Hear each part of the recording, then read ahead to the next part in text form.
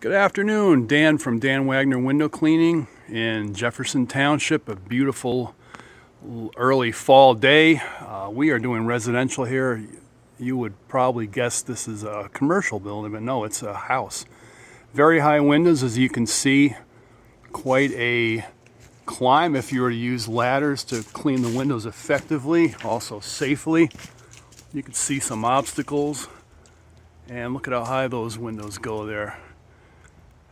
I used to use a ladder and set it in this mulch and try to level it, and I'd have my biggest ladder out and I still couldn't reach all the way to the top. I'd have to use a pole off a ladder, but we do things the safe way. We do things the effective way. We've spent the money to have good equipment, proper equipment. You see a pole there. It's a water-fed pole. We use pure water technology, carbon fiber pole. For how long it is, it's pretty light, very, very stiff. So we use technology, whatever it takes to do a good job for our customers. You can trust us. We've been at it since 1986. 570-630-0326. You'll like what you see. Have a good day.